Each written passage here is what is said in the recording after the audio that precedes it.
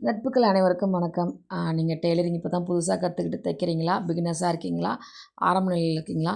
சரியாக தைக்க வரல, சரியாக கட் பண்ண வரல அப்படின்னு வருத்தப்படுறீங்களா? பயப்படுறீங்களா? அதெல்லாம் வந்து முதல்ல கைவிடுங்க. வருத்தத்தையும், பயத்தையும் முதல்ல கைவிடுங்க. டெய்லரிங்க்கு முதல்ல வந்து தைரியம் கண்டிப்பாக வேணும். ப்ளஸ் வந்து நம்ம வந்து செய்கிற விஷயங்கள மாற்றிக்கிட்டோம் கொஞ்சம் அப்படின்னாலே, இந்த தொழிலை சிறப்பாக செய்ய முடியும். க்ரியேட்டிவிட்டியாக கொஞ்சம் யோசிக்கணும். அவ்வளோதாங்க. நீங்கள் வந்து முதல்ல கற்றுக்கிட்டீங்க அப்படின்னா, உங்களுக்கு பிடிச்சவங்களுக்கும் முதல்ல ப்ளவுஸை தைங்க. தச்சுட்டு அந்த ப்ளவுஸை போட்டு பாருங்கள். ஏன்னா நிறைய பேருக்கு ஃபால்ட்டு சொல்ல தெரியாது. போட்டு பார்க்க சொல்ல தான் எந்த இடத்துல அதிகமாக துணி இருந்தால் சுருக்கங்கள் இருக்கும்.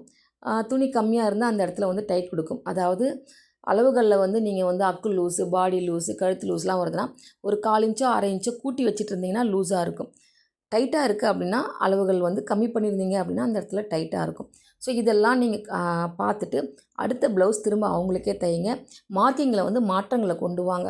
அவங்களுக்கு வந்து எந்தெந்த இடத்துல வந்து லூஸ் வந்ததோ, அங்கே கொஞ்சம் அளவை கம்மி பண்ணி வைங்க. டைட் வந்த இடத்துல அளவை கூட்டி வைங்க.